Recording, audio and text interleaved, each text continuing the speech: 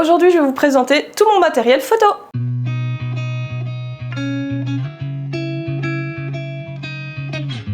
Hello tout le monde, j'espère que vous allez bien, c'est Aurélie de Stardust Photographie. Aujourd'hui on va parler de mon matos. Alors je vous en ai déjà parlé sur Instagram, sur Facebook pour ceux qui me suivent déjà là-bas, donc je suis désolée.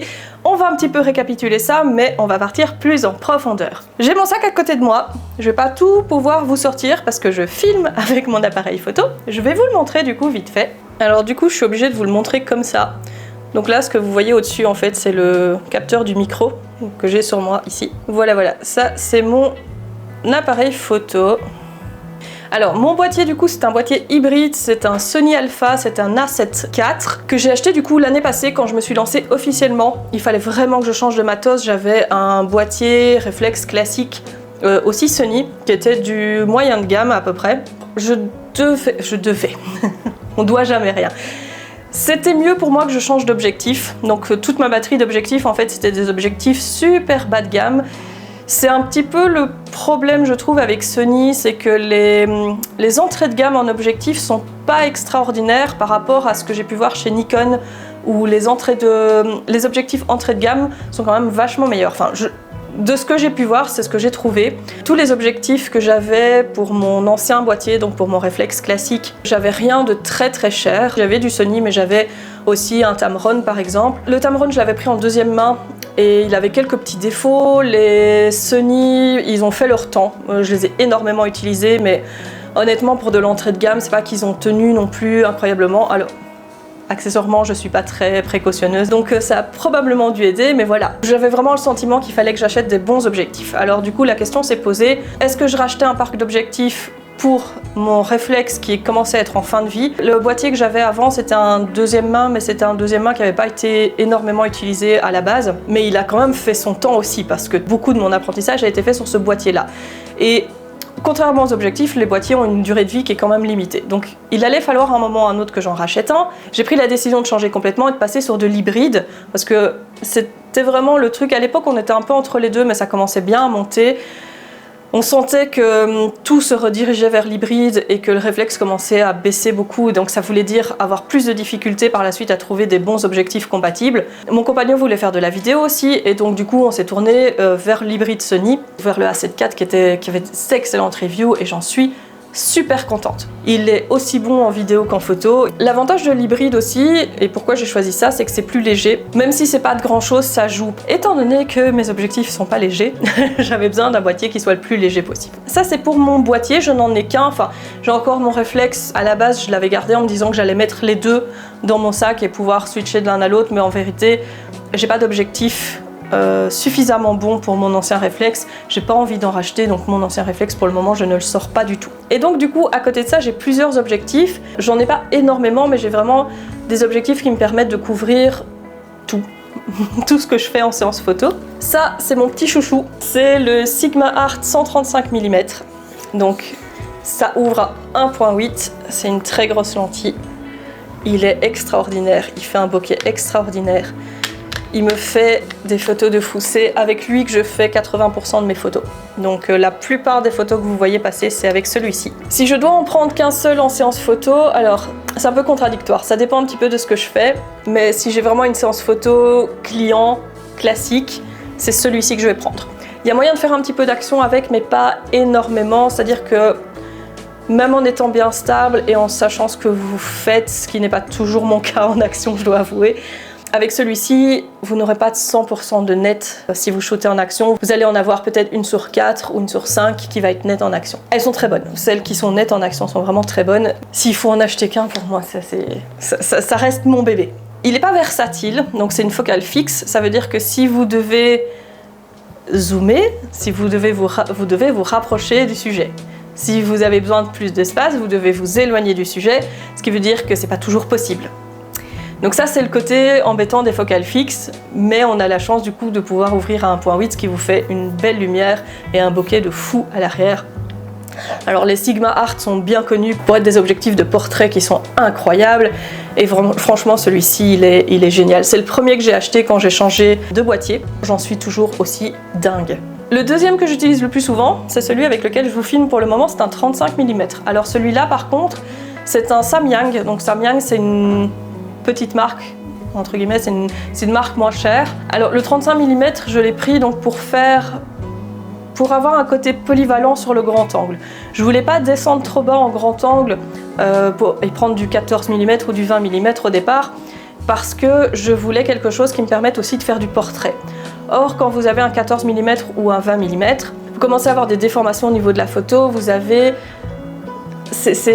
comment expliquer ça? C'est un angle différent qui est un peu spécifique et qui ne vous permet pas non plus de tout faire. Donc c'est très bien pour certaines choses, mais ça ne permet pas d'être multifonctionnel, je vais dire. Alors que le 35 mm que vous voyez ici, je filme avec.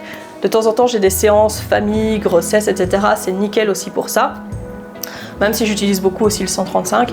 Le 35, il me sert de la même manière que le 135, mais soit dans des lieux où je dois être proche du sujet, soit dans des lieux où j'ai besoin de voir beaucoup de paysages. Il me sert pas autant que le 135, mais il me sert quand même assez régulièrement. Et pour certains projets spécifiques où le 135 ne fonctionne pas du tout. Il y a certains endroits où on est obligé d'être très proche du chien.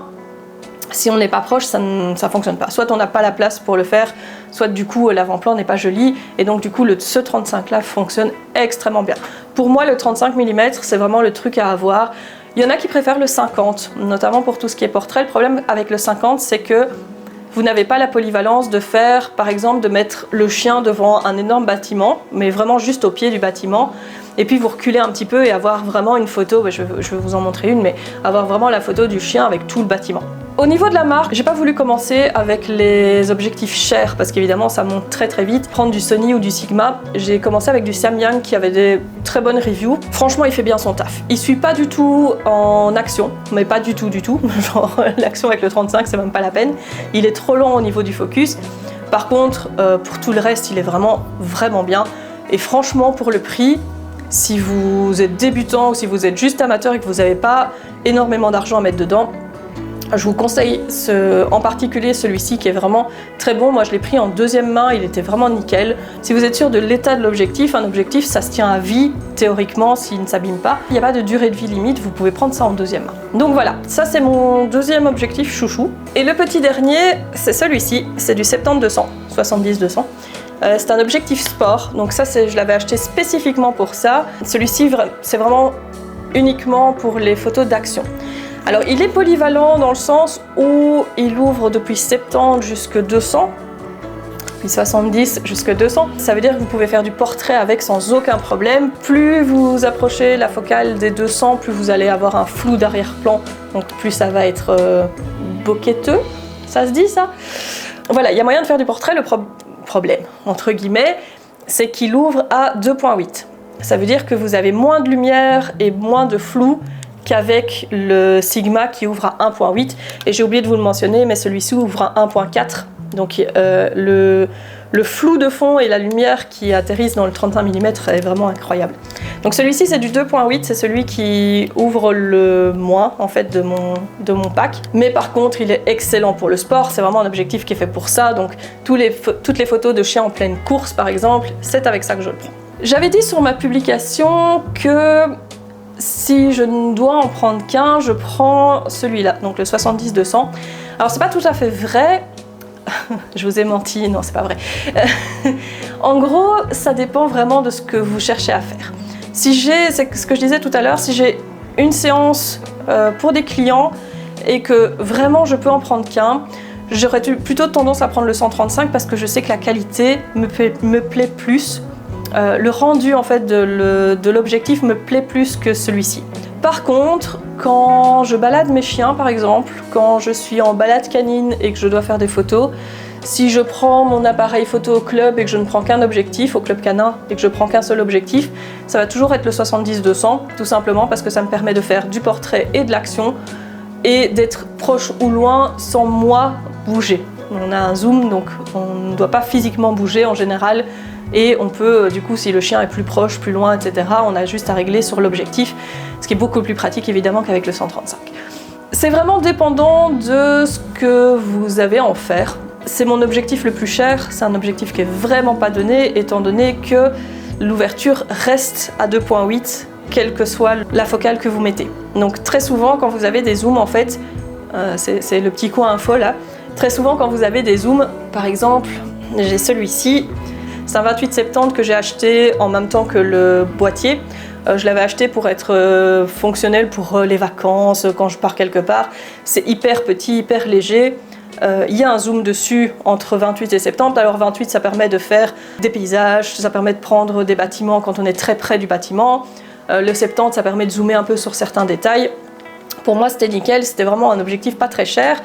Alors le gros problème qu'on a en fait, c'est qu'il commence à, alors que je dise pas de bêtises, en ouvrant à 3.5, donc quand on est à 28 cm, il ouvre à 3.5, et en fait plus on augmente, et plus il va fermer, et quand on arrive à 70, il est à 5.6. 5.6, ça vous fait beaucoup de net sur votre photo, ça fait pas... C'est des très chouettes photos par exemple, si vous prenez du paysage, ça c'est pas un problème, donc pour moi ça fonctionnait très bien. Par contre si vous prenez des photos de chiens en 5.6, vous perdez un peu le côté... comment dire ? Le côté féerique, le côté flou, le côté cotonneux que vous pouvez faire avec des photos en ouvrant à 2.8, 2.0, 1.8, 1.4. Donc voilà, ça c'est le gros problème de la plupart des zooms pas très chers. Et donc ce que vous avez avec le Sony 70-200, c'est qu'en fait il ouvre à 2.8 quelle que soit la focale que vous mettez dessus. Et du coup, c'est très lourd, c'est très encombrant et c'est très cher. Donc voilà, ça c'est tout pour mon parc d'objectifs. En dehors de ça, je suis en train de réfléchir à ce que je peux vous montrer. Donc j'ai mon sac photo qu'il faut que je change, c'est un Newer. J'avais pris ça vraiment pour démarrer, mais en vrai, quand tout est dedans, il commence à avoir un petit peu de mal. J'ai 2 trépieds, j'ai un monopode pour pouvoir être stable quand le cheval est en mouvement et qu'on n'a qu'à s'appuyer dessus et suivre, faire un paddling, donc suivre le cheval. J'ai une petite lampe dont je me sers rarement. Une petite lampe comme ça qui se recharge en USB. Je ne vais pas vous la mettre dans la tronche. Donc elle est réglable en intensité, réglable en couleur. Je vais vous mettre ma main pour que vous voyez parce que sinon c'est cramé. Voilà, on passe de la couleur blanche à la couleur jaune et vous avez beaucoup ou peu d'intensité. Et donc ça c'est nickel. Je m'en sers très peu, mais quand on manque vraiment de lumière, ça peut faire un appoint à mettre soit derrière le chien, soit derrière moi. Bref, ça sert toujours d'avoir ça avec. Dans le coffre de ma voiture, j'ai... oui, j'ai ça dans le coffre de ma voiture. J'ai aussi un réflecteur qui possède plusieurs couleurs et qui permet aussi de faire un espèce d'auvent au-dessus, par exemple, de la personne s'il fait plein soleil et qu'on n'a pas la possibilité de mettre de l'ombre, par exemple. J'ai tendance à l'oublier, il est dans mon coffre. Mais voilà, j'ai ça aussi. Donc ça, c'est tout mon matos purement photo. À côté de ça, évidemment, chaussures de marche, pantalons de marche, leggings, jeans qui font des trous dans tout, parce qu'on se roule dans la boue et dans les cailloux. Pour la photo de rongeur, est-ce que ça vous intéresse que je vous montre aussi ce qui est Mini Studio que j'utilise pour la photo de hamster, souris, gerbille, etc. Si ça vous intéresse, dites-le moi en commentaire, je vous ferai une vidéo à part parce que c'est encore un autre setup, c'est encore un truc un peu plus compliqué. N'hésitez pas à me dire si ce genre de vidéo vous intéresse, si vous avez des questions spécifiques, n'hésitez pas à les poster en commentaire, je passerai vous répondre. Et nous on se dit à bientôt pour une nouvelle vidéo. Ciao!